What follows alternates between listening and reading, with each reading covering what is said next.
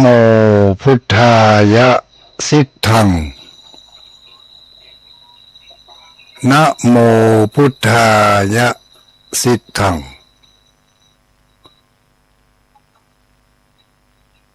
นะโมพุทธายะสิทธัง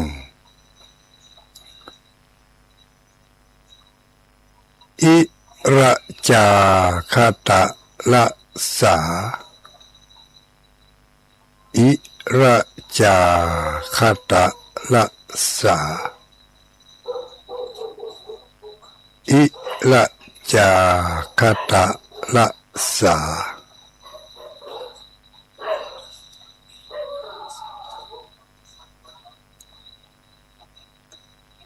ขอความนอบน้อมแด่องค์สมเด็จพระสัมมาสัมพุทธเจ้า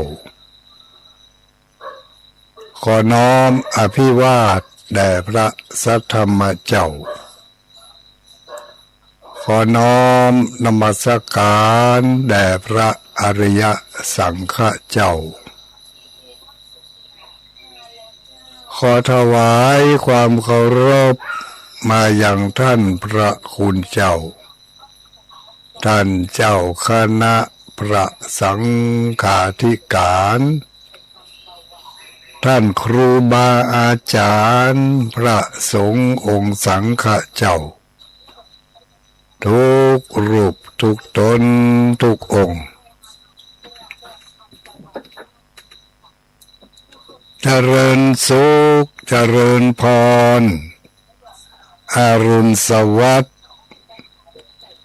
มายังอุบาสกอุบาสิกาผู้มีบุญทั้งหลายทุกผู้ทุกคน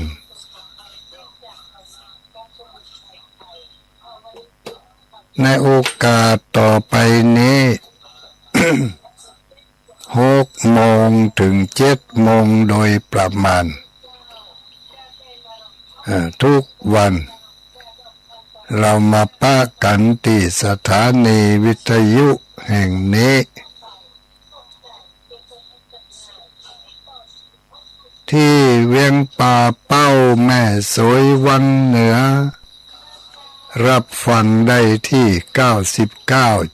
99.75 คนฟ้าเดียวกันนอกนั้นก็ตามปกติอำเภอใดจังหวัดใดที่เปิดเครื่องรับฟังอยู่บางเจ้าก็อาจจะได้ยินเสียงจากอัตมาภาพพระครูปฏิภาณธรรมทินหรือที่รู้จักกันในนามว่าตุลุงดอยตุลุงดอยมีนิวาสสถานอยู่ประจำที่วัดพระธาตุม่อนจอมพออำเภอเวียงป่าเป้าจังหวัดเชียงรายทุกเจ้า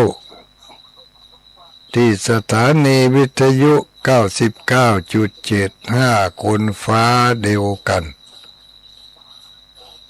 คนฟ้าเดียวกันนี่จ้าน้อยเนี่ยปะนะ6 โมงไปแก่ๆปุ่นแต่ว่าสถานีคลื่นสีขาวของเฮานี่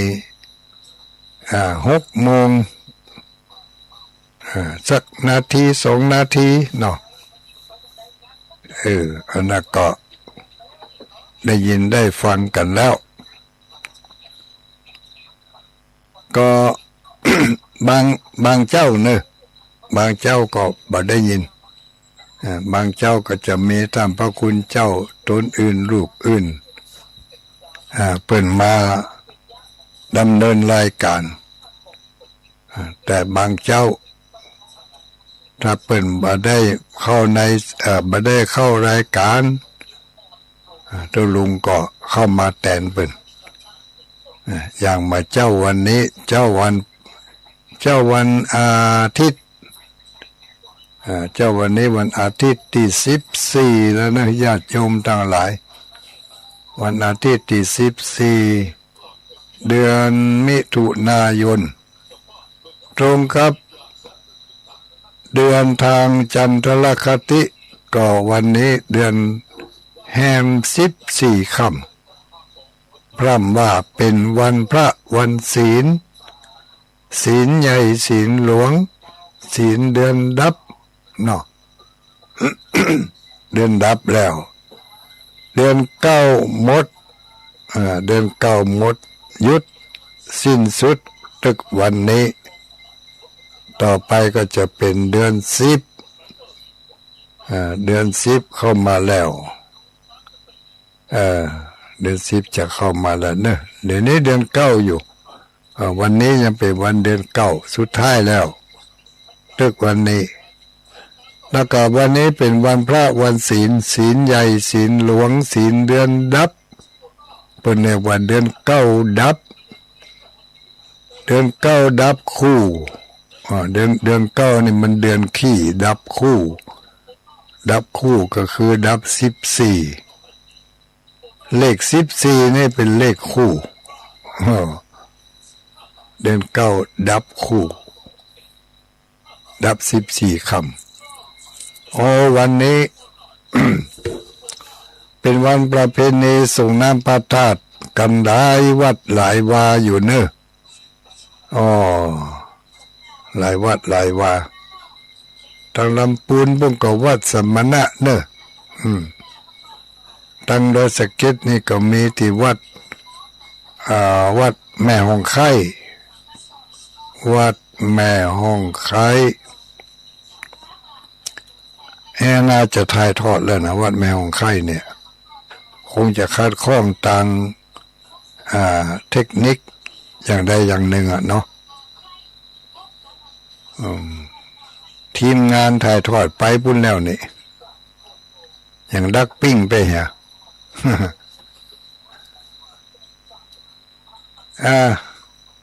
ก็ตามอัตยาศัยเนาะคงจะคัดข้องทางเทคนิคก็บ่เป็นยังในเมื่อตั้งแม่หงไข่ยังบอกออกเตือนญาติโยมทั้งหลายก็ฟังตู้ลุงดอยไปก่อนก็แล้วกันเพราะว่าวันนี้เป็นวันเดือนดับวันพระวันศีล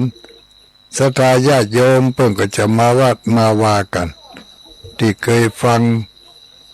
มาเจ้าก็คงจะไปวัดไปว่ากันเนาะไปวัดไปว่าไปซ่อมแซ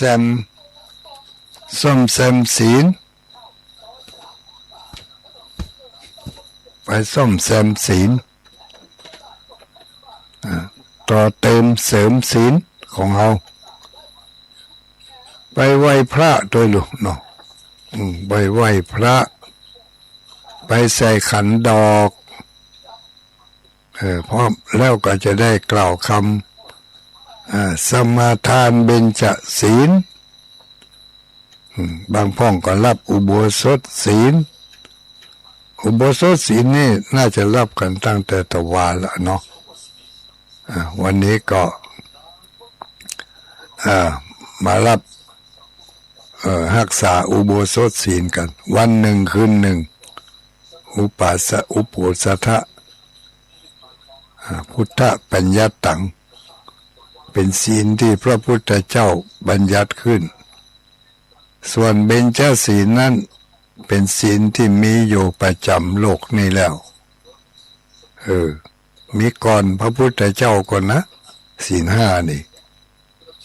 เป็นกฎกติกาสากลของโลก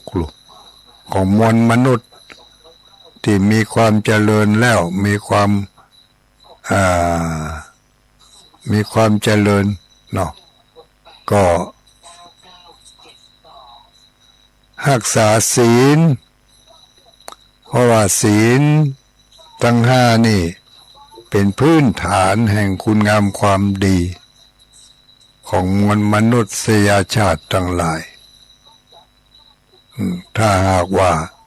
ขาดขาดศีลห้าไปแล้วก็เป็นคนที่ผิดปกติเป็นคนผิดปกติละดังนั้นศีลห้าจึงเป็นศีลสากลเนาะศีลสากลแต่พระพุทธองค์สัมมาสัมพุทธเจ้าหันว่าศีลห้านี้เป็นสิ่งที่ดีเป็นพื้นฐานของมนุษย์ความเป็นมนุษย์ความเป็นมนุษย์ถ้าขาดศีลห้าไปแล้วความเป็นมนุษย์ก็หายไปมันจะเกิดความวุ่นวายเกิดความสับสนเกิดเหตุการณ์ต่างๆที่ทำให้ความยุ่งยากเกิดขึ้นดังนั้นก็จงขยับ ขยับพฤติกรรมต่างๆที่เคยมีมาแบบจะเนี่ยอันยังจะทำอันยังก็เอาใจตัวเองว่านะเนาะก็ขยับขึ้นมาอยู่ในกรอบของความเป็นมนุษย์มนา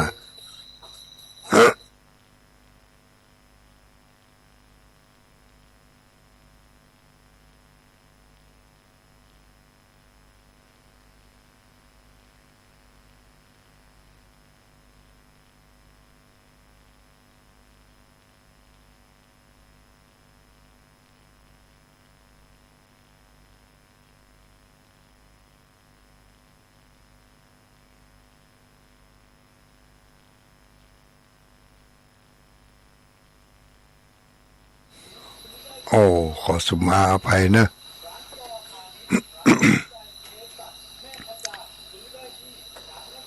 วันนี้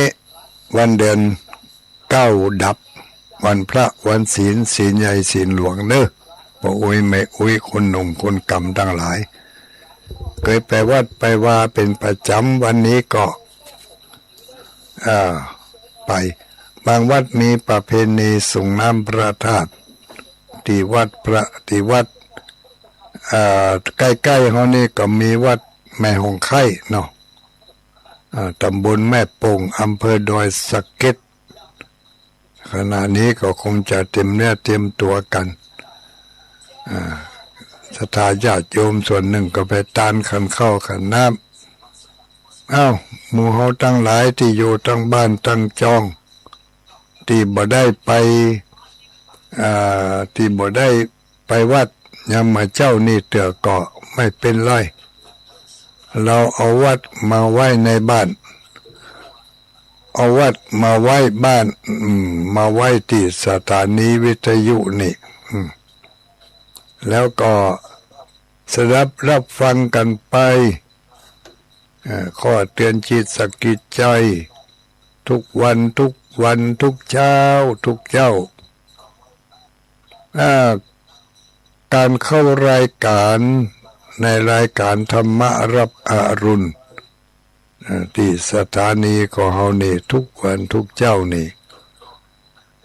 ก่อนที่จะเข้ารายการมาเฮาก็มาขึ้นขันครูกันโดยท่องคาถาว่านะโมพุทธายะสิทธังนะโมพุทธายะสิทธังแล้วก็ต่อด้วยคาถาประจำวันเกิดเป็นคาถาประจำวันเกิดคาถาประจำวันเกิดนี่มีอยู่7 กรรม7 กรรม7 กรรมนี่เป็นได้ผสมผสานก้อนใกล้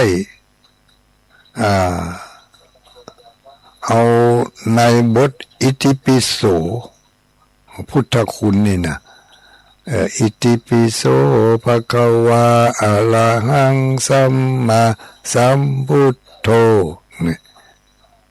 วิจ ชาจารณาสัมปันโนสุขาโตโลกวิทู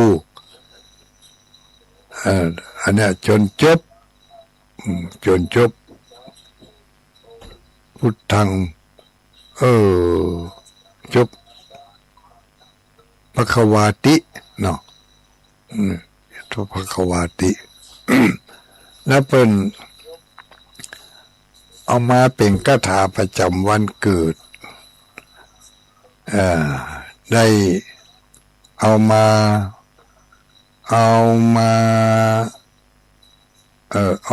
บวกผสมกันก้อนใกล้ไส้เอาวันหนึ่งก็มีอยู่7 ตัว7 กรรมอย่างที่ว่าทุกวันนั่นเป็นคาถาประจำวันเกิดของคนที่เกิดวันจันทร์คนที่เกิดวันจันทร์วันนี้เป็นวันอาทิตย์เนาะวันนี้เป็นวันอาทิตย์ที่ขึ้นต้นของรายการนั้นจากนะโมพุทธายะสิทธังแล้วเขาก็มาว่าอิละจากตะละสาอันนี้เป็นกรรมเริ่มต้นของคาถาประจำวันเกิดแต่เป็นคาถาของคนที่เกิดวันจันทร์นะวันจันทร์อิระจาคะตะละสาคนเกิดวันจันทร์แต่วันนี้ไม่ใช่วันจันทร์นี่เนาะวันนี้เป็นวันอาทิตย์วันเสาร์ตะว่าวันเสาร์วันนี้วันอาทิตย์วันอาทิตย์นี่วันจันทร์วันอาทิตย์นี่มีคาถาอยู่7 กรรมเหมือนกันมีคาถาอยู่7 กรรมวันอาทิตย์เนอะวันนี้นะใครเกิดวันอาทิตย์วันอาทิตย์เป็นมิตรกับจันทร์อังการกู้กันท่องคาถาเข้าไว้ญาติโยมเฮาทั้งหลายสิ่งเหล่านี้เป็นสรณะเป็นที่พึ่งเป็นที่ระลึกมีความอัดอั้นตันใจอยู่บะม่อนกินบะหวาน เนี่ยอย่างมักจะมีอุปสรรค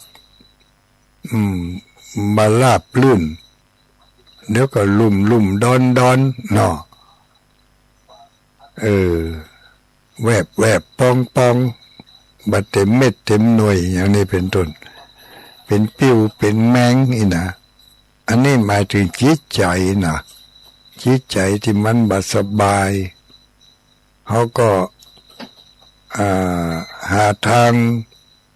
ป้องกันหาทางแก้ไขกำจัดปัดเป่าด้วยพลังแห่งพุทธคุณด้วยพลังแห่งพุทธคุณคนเมืองเขาก็ว่าเป็นคาถานั่นเนาะเป็นคาถานี่มันศักดิ์สิทธิ์เป็นมีกุศโลบายหรือว่าเป็นภูมิปัญญาอันหนึ่งของบรรพบุรพาจารย์ของเราหมู่เฮาทั้งหลายได้มีสรณะมีที่พึ่งอย่างน้อยๆก็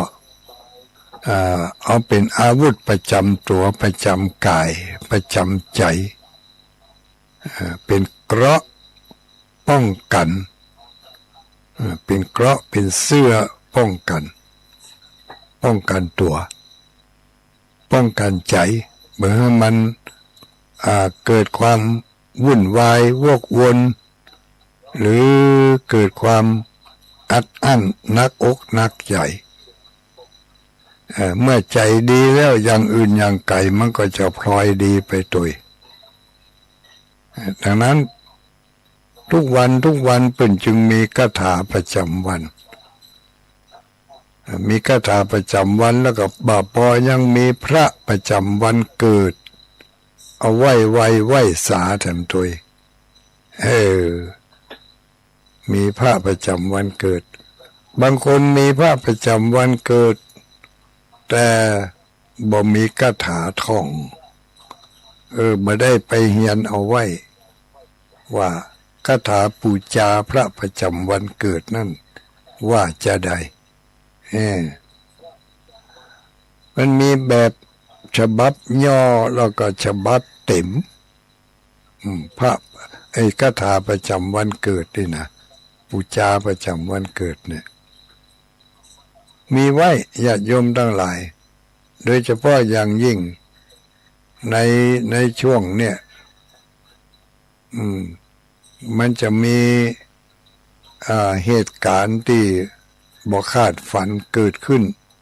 หลายอันหลายอย่างเนอะโดยเฉพาะอย่างยิ่งก็สภาพของดินฟ้าอากาศธรรมชาติของโลกของวิวัฒนาการของโลกของจักรวาลมันหมุนเวียนเปลี่ยนไปตามการวันเวลาของมันก็ทำหน้าที่ของมันนั่นแหละแต่ว่าเฮาในฐานะที่เป็นผู้อยู่อาศัยในโลกนี้ในเมื่อสภาวะของโลกมันเปลี่ยนไปอย่างใดเฮาก็ต้องยอมรับจะไปคิดแก้ไขมันนั่นแก้ไขโลกเนาะเฮาคนเดียวไปแก้ไขมันได้วะแก้ไขสภาพของดินฟ้าอากาศเนี่ยมันจะร้อนเกินไปกะมันจะเย็นเกินไปกะฝนมันจะตกหนักกะฝนมันบัดตกกะเนาะลมมันแห้งกะมันก่อยกะนี่หมดความสามารถที่เราจะไปแก้ไขไปเนี่ยอย่างมันได้ก็เหมือนกับเขาอยู่กับมนุษย์กับคนด้วยกันเนี่ยเขาจะมีความดีเขาจะมีความสั่วซ่าอย่างใดเขาก็บ่มีสิทธิ์ที่จะไปแก้ไขเขาได้พูดสถานที่หรือว่าสิ่งที่เขาจะแก้ไขได้ก็มีกับตัวเขาไปแก้ไขคนอื่นเขาแก้ไขบ่ได้ก็แก้ไขที่ตัวเขานี่อันนี้จะได้แก้ไขตัวเขาก็ปรับตัวปรับใจปรับปรุงเนาะปรับปรุงทำตัวทำใจปรับพฤติกรรมต่างๆที่เฮามีอยู่และเป็นอยู่ผ่านมาอย่างใดผ่านมาอย่างใดมันจะเป็นอันตรายก็จะมีความสุขความสบายแก่เฮากะถ้ามันจะเป็นอันตรายเฮาก็ต้องหาทางลบทางเลี่ยงหาทางป้องกันหลีกเลี่ยงเอาพยายามที่สุดที่จะได้บ่ต้องไปเผชิญกับมันนี่มันก็จะปลอดไปรอดไปได้ถ้า สภาวะอย่างใดที่มันจะให้ความสุขให้ความสบายให้ความสะดวกเขาก็เสาะแสวงหาสิ่งเหล่านั้นตามสมควรแก่กำลังความสามารถของเขาจะพึงได้ทำได้แต่ถ้าอู้ถึงสภาพของดินฟ้าอากาศของความผิดปกติของหมู่มนุษย์มนาที่เขาอยู่ด้วยกันถึงเมื่อถึงวันนี้ถ้าเขารู้ว่าอันใดสิ่งใดไม่จะเป็นอันตรายเขาก็พยายามลบหลีกเลี่ยงบ่เข้าใกล้หนทางที่จะนำไปสู่ความทุกข์ยากลำบากในการดำเนินชีวิตเพิ่นเรียกว่าอบายมุข อบายมุขมุขะแปลว่าทางหรือว่าช่องประตูประตูหรือว่าช่องทาง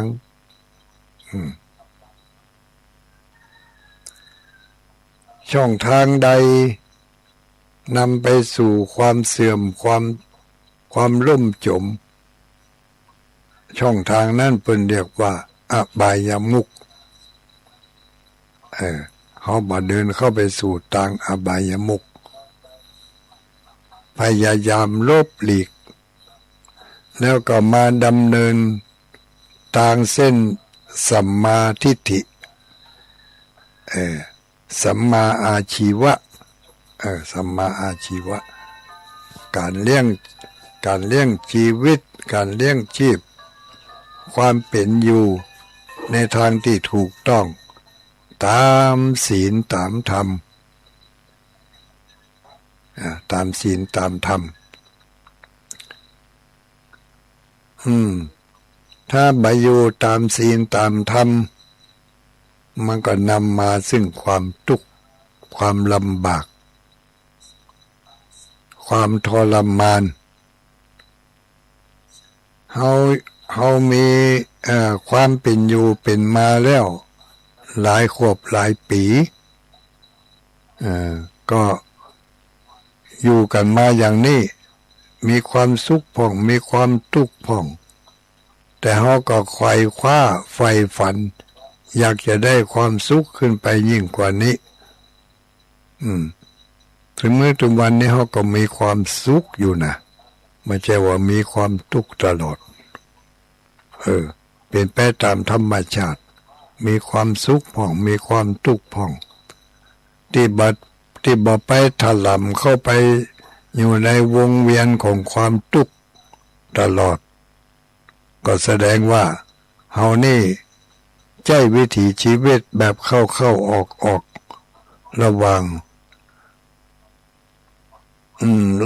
ความทุกข์ระวังความสุขเดี๋ยวก็มีความสุขเดี๋ยวก็มีความทุกข์อย่างเนี้ยสลับซับเปลี่ยนกันอยู่อย่างนี้เป็นธรรมชาติเป็นปกติของมวลมนุษยชาติที่ยังบ่ได้บรรลุถึงคุณธรรมขั้นสูงเนาะก็เป็นปุถุชนเป็นกัลยาณชนที่ยังมีสุขมีทุกข์อยู่เป็นอริยบุคคลในโลกของเขานี่มันมีอยู่อย่างเนี้ยเป็นปุถุชนผู้หนาแน่นไปด้วยกิเลสตัณหาเป็นกัลยาณชนที่มีกิเลสตัณหาเบาบางลงไปพ่องพอจะหู้วัดหู้วาพอจะหู้การทำบุญทำทานพอจะหู้ศีลหู้ธรรมอยู่พ่องมีการห้ามจิตห้ามใจจากในทางที่ชั่วร้ายทั้งหลายเป็นครั้งเป็นคราวนี่เรียกว่ากัลยาณชนยังมีคุณงามความดีช่วยค้ำจุนตัวเองและครอบครัวให้มีความมั่นคงในทางที่ดีอย่างเนี้ยอันนี้ก็เป็นกัลยาณชนแล้วก็เป็นอริยบุคคล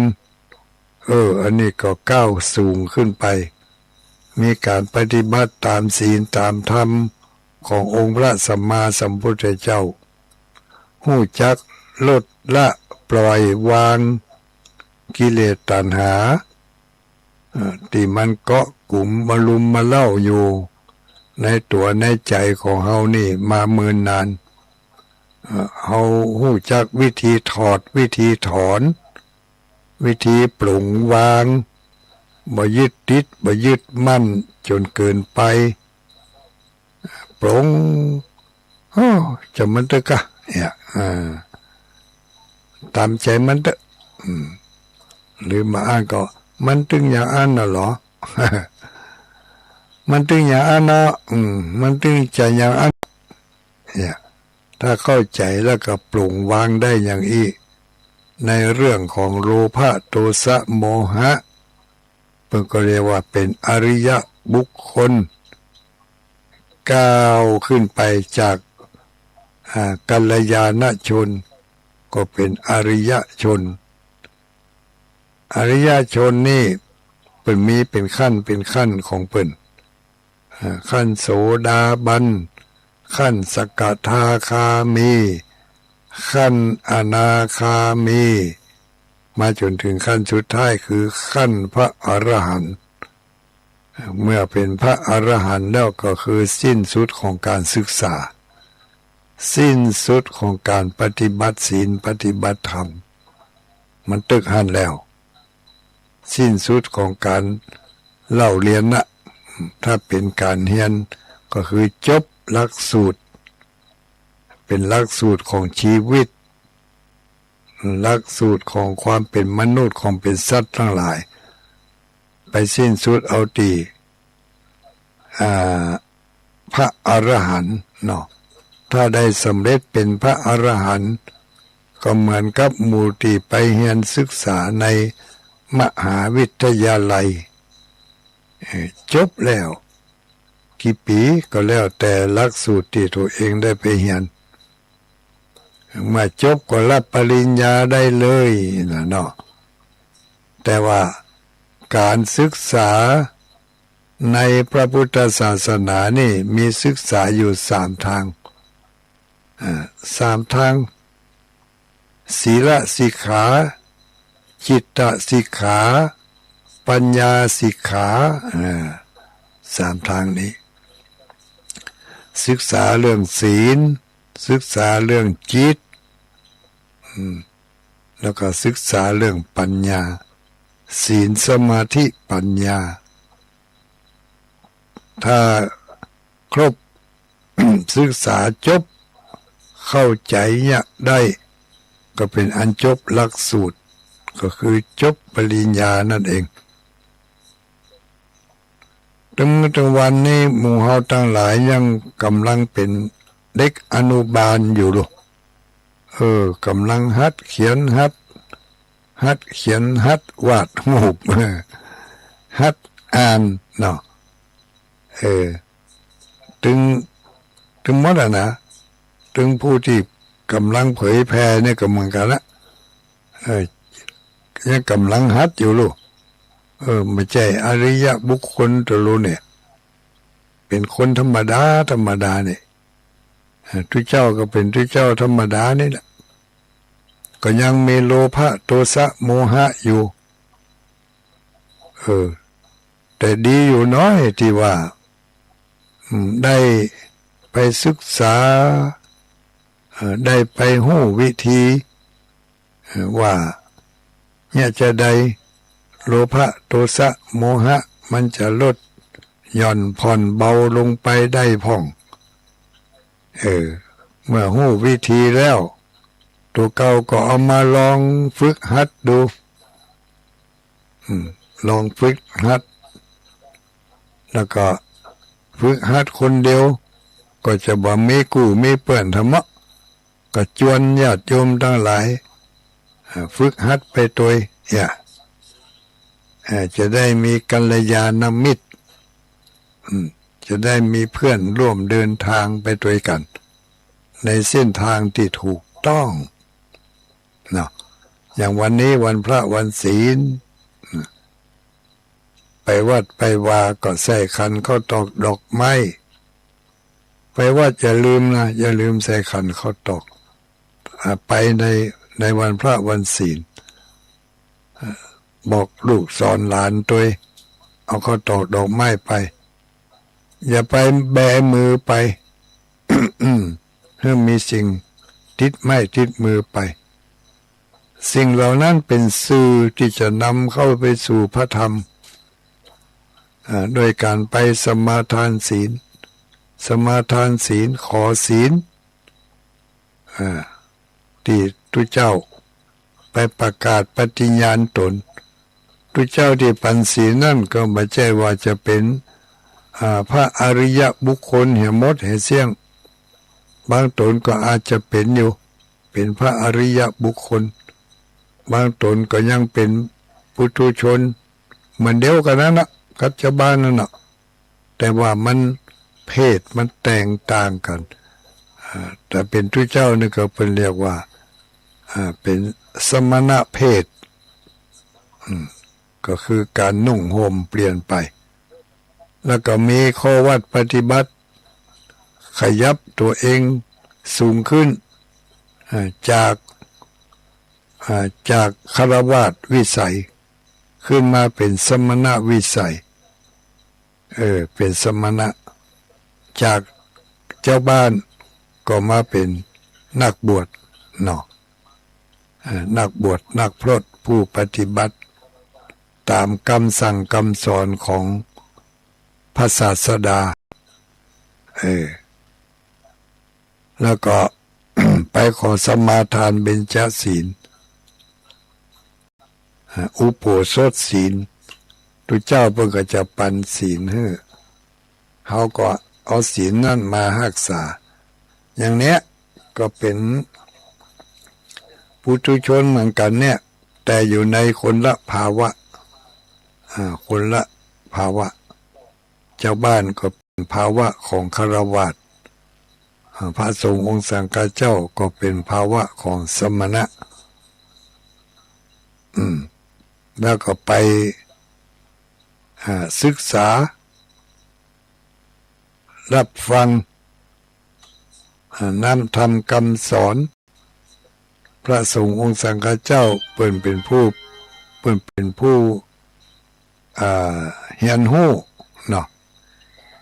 เฮียนหู้ศึกษาแล้วก็ไปอบรมฝึกฝนตนเองอยู่ในวิสัยที่เรียกว่าสมณวิสัยมีความอดความทนมีการปล่อยการวางมีการท่องบนสาธยายศึกษาเฮียนหู้เอามาใจอย่างกับมีความอดความทนมีข้อวัดปฏิบัติสังยมเจียมตัวอย่างนี้เป็นต้นก็มีวิสัยที่แตกต่างกันไปวันนี้วันพระวันศีลใหญ่ศีลหลวงแล้วก็ไปวัดไปวากันบางวัดเป็นพลเลิกบางวัดเนี่ยคนเนี่ยมาเข้ามาเตือก็มีอย่างวัดม่อนจอมพอนี่กำลังจะทยอยกันเข้ามาเพราะมันห่างไกลจากเจ้าหมู่บ้านพอสมควรเหมือนกันบางคนก็อยู่ไกลจะเป็น4-5 กิโลบางคนอยู่ใกล้สัก400-500 เมตรเนี่ยวัดกับชุมชน อยู่ใกล้บางทีอยู่ใกล้นี่มาลุ้นเปิ่นก็มี บางคนอยู่ไกลเก่งเจ้ามาก่อนวันนี้ตุลุงก็จะได้ไปร่วมกิจกรรมประเพณีส่งน้ำพระธาตุที่วัดแม่หงไข่ตำบลแม่ปงอำเภอดอยสะเก็ดลูกจากนี่ไปก็ประมาณสักชั่วโมงกว่าประมาณสักชั่วโมงกึ่งเนาะกำเดียวก็จะไปร่วมงาน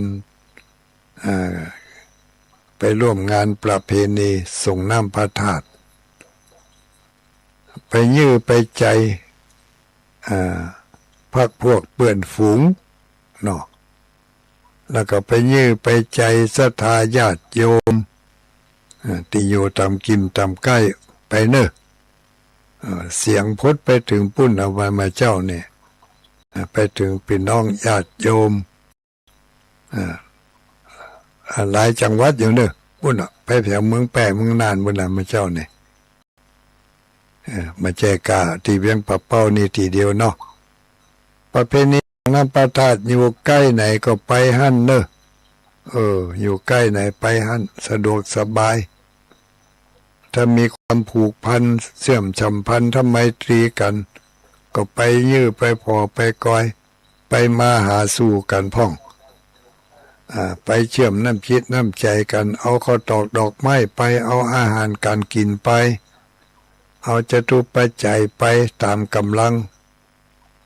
จะไปให้มันเดือดร้อนตัวเองเดือดร้อนลูกหลาน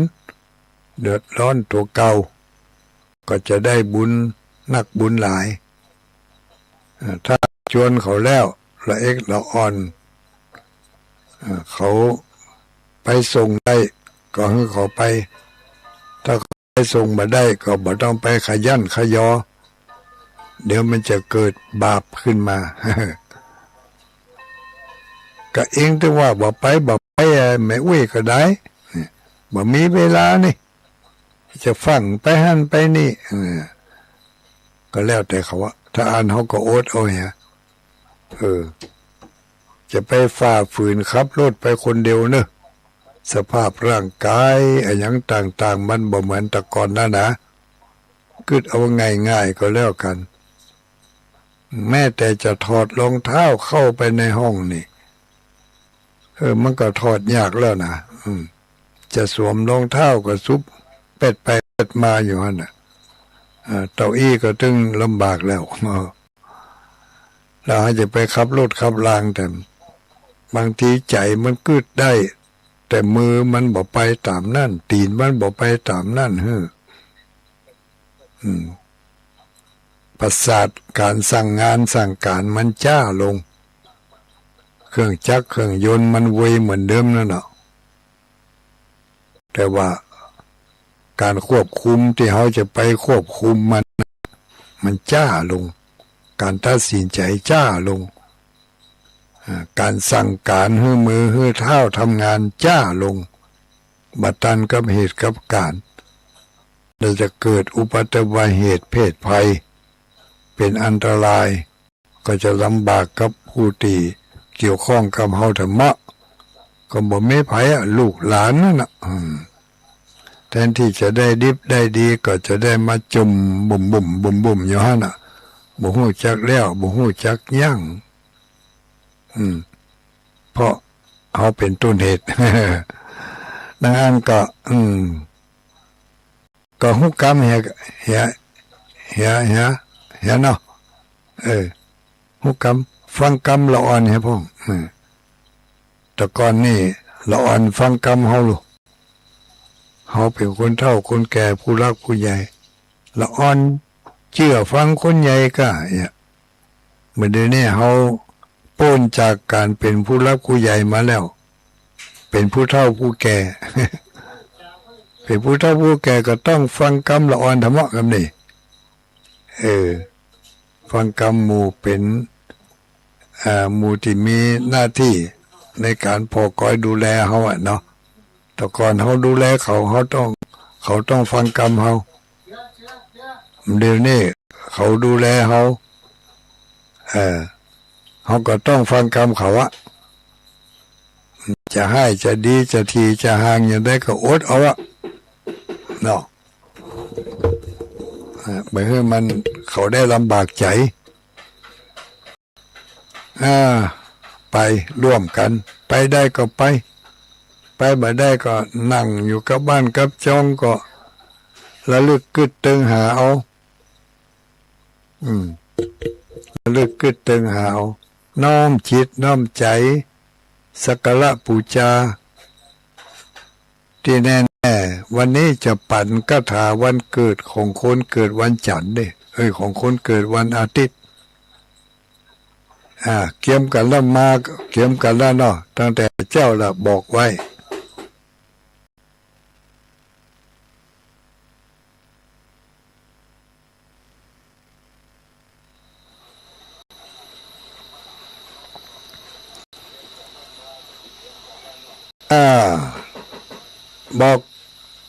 บอกแล้วเนื้อกถาคนเกิดวันอาทิตย์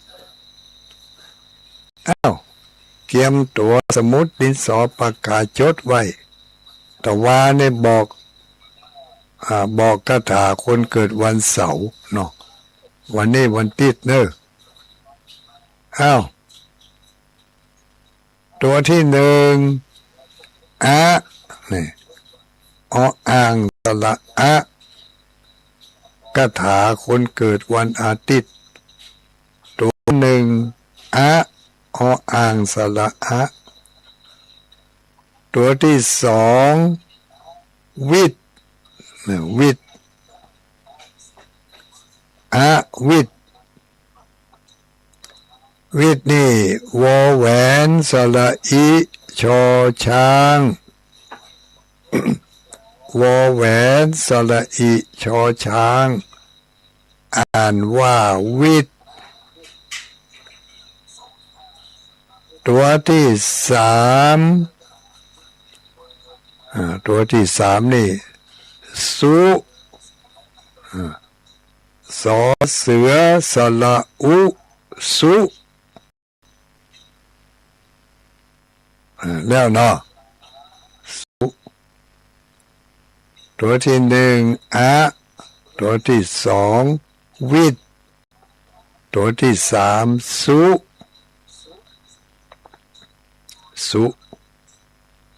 ตัวที่สี่นุดตัวที่สี่นุดนี่นอนหนู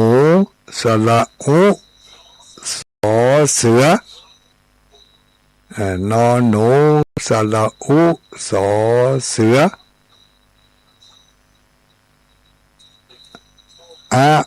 วิทสุนุดตัวที่ห้าสาตัวที่ห้าสา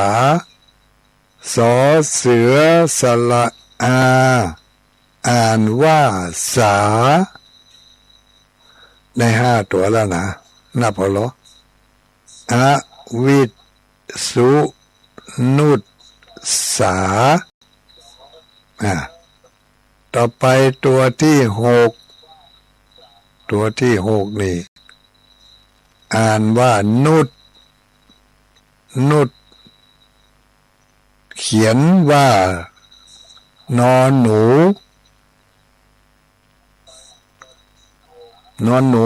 สระอุตอเต่าอ่านว่านุดนอนหนูสระอุตอเต่าอ่านว่านุดตัวสุดท้ายตัวที่เจ็ดต่อเต่าสระอิติต่อเต่าสระอิติ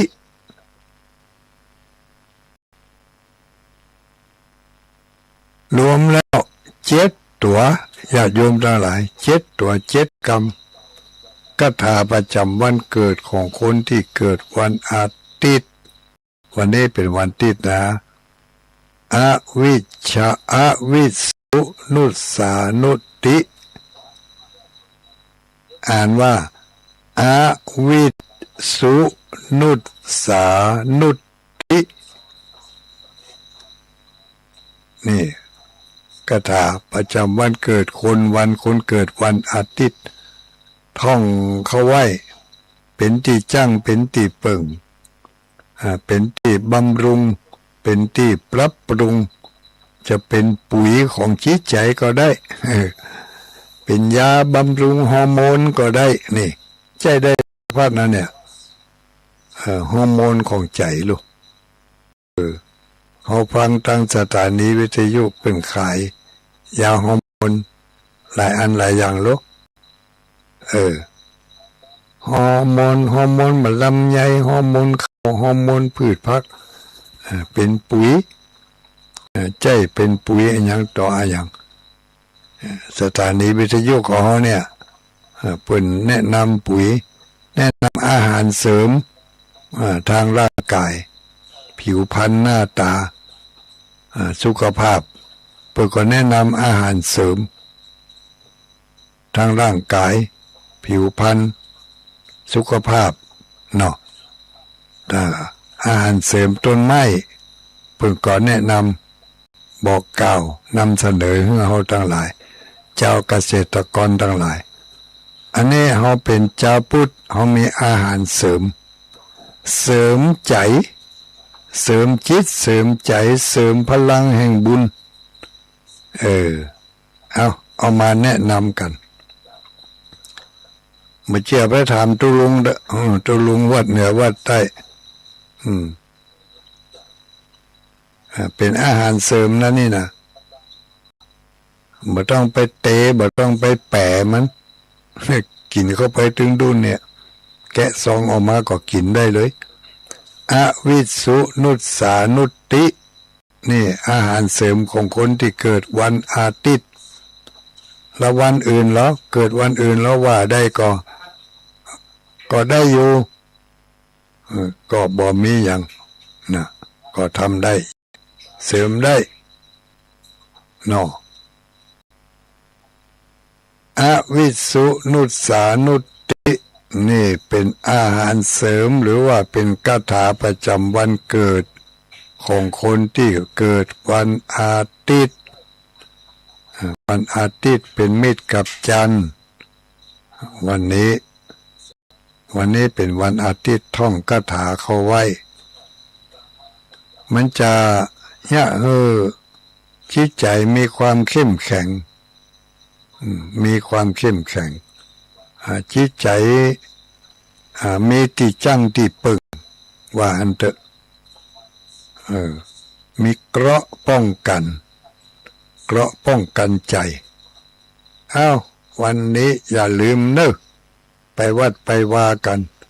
ไปส่งน้ำพระธาตุกัน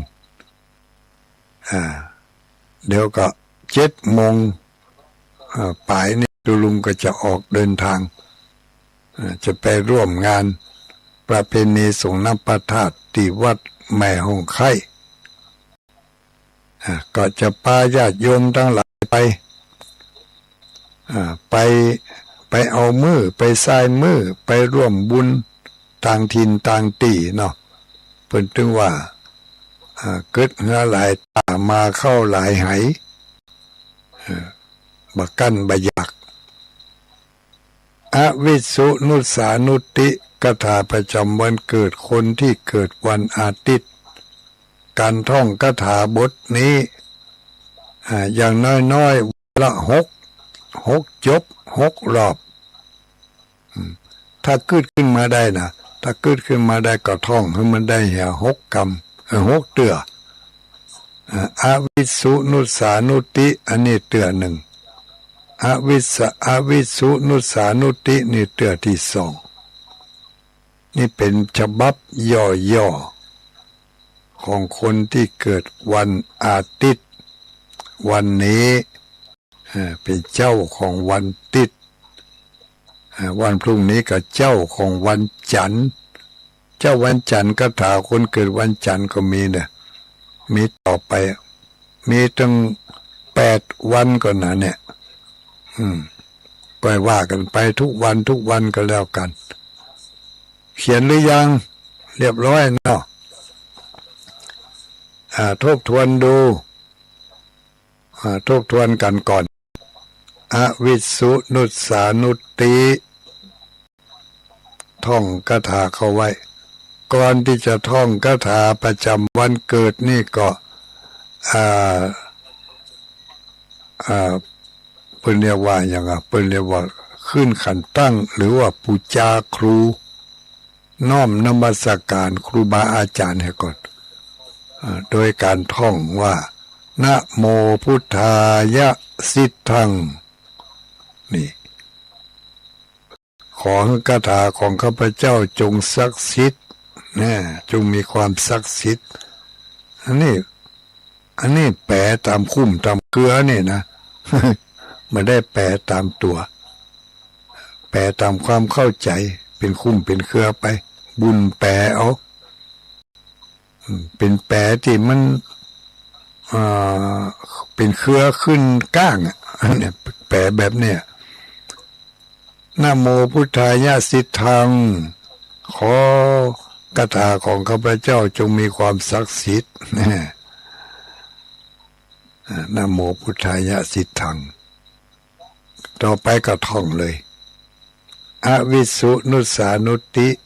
คาถาประจำของคนเกิดวันอาทิตย์คนเกิดวันจันทร์ก็อย่างที่ว่าทุกวันอิละจาคตะละสาเนาะเจ้าวันนี้ก็คงจะนำรายการนี้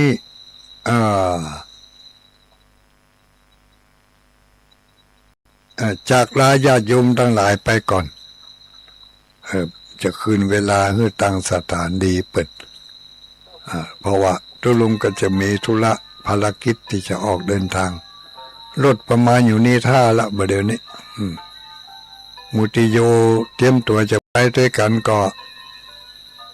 เดี๋ยวตุลุงก็จะลงไปแล้วเนอะรถก็มาอยู่นี่ท่าพร้อมละสตาญาติโยมเฮาวันนี้ไปจะไปออกโรงทงโรงทานก็เข้มเนื้อเข้มตัวกันไปกันบ่ต้องรีบร้อนเนอะค่อยๆทยอยกันไปวันนี้ไปวัดแม่หงไข่วันพรุ่งนี้วันที่15จะไปสถาบันธรรมาภิวัตรบ้านซุปตำบลซุปปาดอำเภอแม่เมาะจังหวัดลำปางวันพรุ่งนี้จะไปคณะพระสงฆ์องค์สังฆเจ้าเฮาพระเผยแผ่ทุกรูปทุกตนทุกองค์ไปปะกันที่สถาบันธรรมาภิวัตรเนอะวันพรุ่งนี้วันที่15ไปยื้อไปพอไปก้อยอาจารย์สาธิตเหรอเปิดได้จัดเตรียมสถานที่อย่างใดอันใดควรจะแก้ไขอันใดควรจะต่อเติมเสริมเพิ่มก็ไปยื้อไปให้กำลังใจไปแก้ไขปรับปรุงก่อนที่จะถึงวันที่20วันที่20เป็นวันหล่อเทียนพรรษาในญาติโยมทั้งหลายประจำปี2568 2569ไปร่วมกันเนอที่สถาบันธรรมาภิวัตรบ้านซุปเถินตำบลซุปปาดอำเภอแม่เมาะจังหวัดลำปางเจ้าวันนี้ก็ขอกล่าวคำว่าจัตตาโรธรรมาวัฏันติอายุวันโนสุขังปะ